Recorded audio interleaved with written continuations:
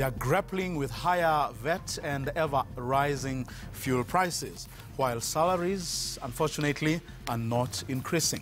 There have been calls for government to intervene following a series of petrol price hikes. The governing ANC and some opposition parties have also joined the fray, calling for fuel levies to be cut or frozen. In the next few weeks, the president is expected to announce economic measures to help South Africans deal with these matters. But what exactly can the government do to ease the pressure of consumers? If there's something authorities can do, why has it not been done already? Well, the price of petrol has more than doubled over the past 10 years.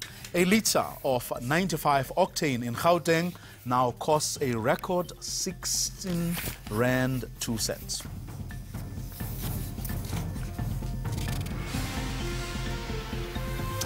My name is Vuyo Mvoko, and this is our nightly look at South Africa under the Ramaphosa administration. This is As It Happens.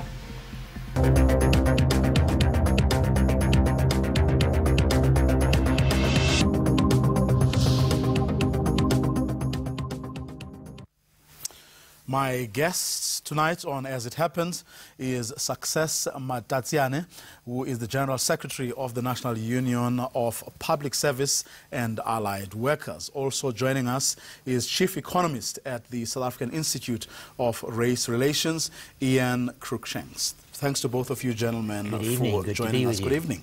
Good evening, and thanks for having us. Well, let me start with you, Success, in the statement that your organization issued. You're saying that who will bear the brunt if employees can't afford to turn up for work 5 days a week anymore? What was that informed by? This is informed by the escalation which is going to happen, or which is already happening, as a result of the increased fuel price, which is the third in a row. Food prices are going up, transportation costs are even going up, and the poor of the poorest are the people who are now, who may not even afford to go to work, afford that weekly ticket of whether bus or train to go to work. And that's going to have obviously serious economic implication. Do you really foresee a situation where workers will stand up and say, I can only come to work 4 instead of 5 days a week? Or were you just really trying to point out? It's not an exaggeration. It is a fact that is going to happen, because if you look at the spending pattern of the most downtrodden, so to speak, they're spending most of their earnings on food and transport, and they have very little room to maneuver. And with this increase, obviously, it is going to lead where, for instance, I was speaking for a lady who was making makeup for us now, who is saying now he has to now cut on the food for children because he's not going to be able to come to work. The person who was just doing this makeup as we came in. So this is not a myth or something that I'm thinking about, but it's a reality on the ground. Your thoughts, Ian, on the impact the fuel prices are having on the poor especially? There's no doubt that there will be an impact on everyone, on all South African citizens, and the worst hit will be the poorest of the poor, as Success has just mentioned. However, there are alternative sources where we could go for alternative revenue. For instance, if we had to transform the government, this is very much a wish list, and make it a more efficient organization, if they ran with what they should be doing, perhaps at least 20% less than a total number of government or government-associated workers, there wouldn't be so much of a need to take revenue to put into what is a less than best productive force. Unpack that for us. What exactly are you referring to? Well, let's just say that it has been said that the government workforce is overstaffed considerably. I think that we have seen reports to say that that is so, and we should accept it. That government employees, many of them, get paid more than they would in the private sector. we are having to provide for the payment of salaries to this sector.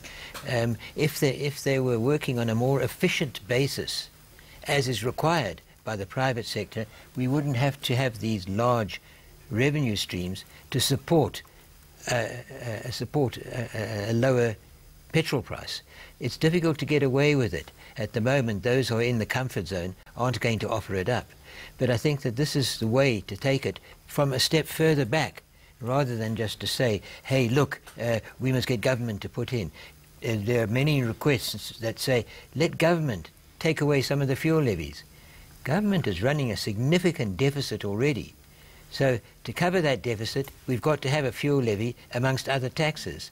If you say we will cut the fuel levy, well, the revenue has to come from another source. So we will then say, yes, we'll cut the fuel levy, but we'll put up the tax on bread or whatever. You cannot take from one and give to the other without there being a widening hole. And this is the dilemma, I think, that government faces. There is a more practical example. Grow the economy. Get profitability of companies going. Get people to work. Let them then be taxed at source. Corporate profits, individuals' taxes. If they're earning more because they're busy and more people are working, then there will be more revenue coming to government. That is the way then to boost government revenue, to boost the efficiency of the economy, and to grow out of this dire situation that we have, particularly, as we've just said, for the poorest of the poor. Success, would you agree with Ian? I mean, as a worker leader, that, you know, the public service is overstaffed, overpaid, and there are serious issues of efficiency? I mean, I definitely cannot agree with Ian that the government is overstaffed. We know how our nurses are struggling in hospitals. And that can be, I can mention, in hospitals, health services recently, there was an admission that the health services is crumbling. And at the bottom, at the root of it is actually the staffing as well. That is a problem. We have a huge shortage of nurses, doctors, and so on. And we have too many administrators. Not in hospitals, at least that I can say. The issue of overpayment. Overpayment, there's no such a thing. Government has, since '94, tried to match the salaries compared with the private sector, benchmarking with the private sector. And it has not reached the level of the private sector. I mean, the other day we were looking at what MDs are earning. Over 16 million an hour, I mean 16,000 an hour, while the person, a poor worker, is expected to be living on a 20 rands an hour. So there's nothing like overpayment within the public service. Education, for instance, we still have people falling in pit toilets because of the poor infrastructure that is there, which government cannot, at this point in time, afford to make available, either through corruption, the corruption that is inherent within government, but it is definitely not, has nothing to do with saying overstaffing. On the issue of saying we can make money, government should not cut down on the levy. We also disagree vehemently. We're saying the levy that is currently being charged, and which is abused or mismanaged, so to speak. When I say it's mismanaged, when you're taking money from petrol, from transport, and using it for other activity other than transport or road maintenance of roads, definitely that's called mismanagement or misappropriation of funds. And we're saying that has to stop. Any money which is not used for the maintenance of roads and building of infrastructure should not be charged, and that will release quite a considerable amount from the 77 billion that the government is now making per annum, or that is going to be making. They've already made 19.3 billion for now, for the past 3 months that they have increased things. And if you look at you extrapolate that, you will see that they will get 77 billion, which can be cut in half, half of which can be used for developing the infrastructure, road infrastructure, and not use it for any other thing except roads. Government, there's a source of income that can be made. If you look from 1994, when government took over, the company tax was sitting at something like 45% when the democratic government took over.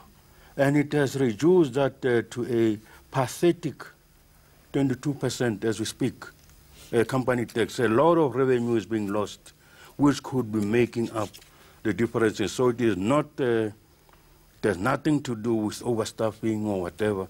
The money is what the capitalists are utilizing or putting back into our pocket. Your thoughts on the continued decrease over time of a company tax?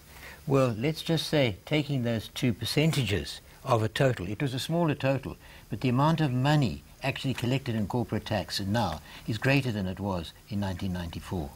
That one is undeniable in rand terms. In percentage of total revenue, that may be a different matter.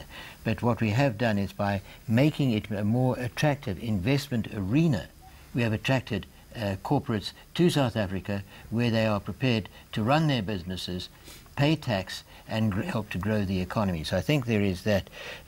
What I would like to say is we can't, if as you say, government revenue from the fuel levy is going to go to the roads. That is quite right, and that has been misappropriated, poorly appropriated, let's say, since the time of the previous government, when they wouldn't apply specific levies to the area in which they were being taken. And we haven't made any progress in that respect, I think. But, you know, perhaps you could say then, company tax, should it only go back to benefiting companies, to the environment in which they operate?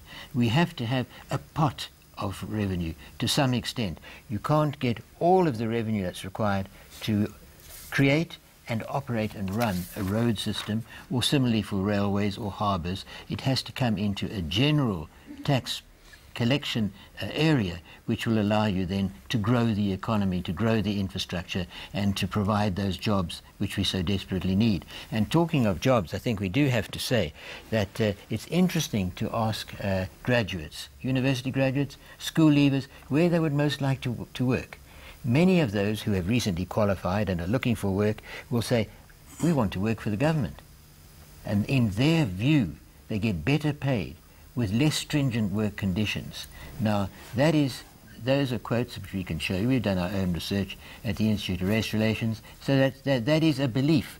I can't say that it's right, but it is a belief which they have, and they should know. Otherwise, they would go and sell their time elsewhere. So I think that is quite important. Okay, gentlemen, I'm going to ask you to hold your thoughts right there. We're going to take a quick ad break. As it happens, continues right after this.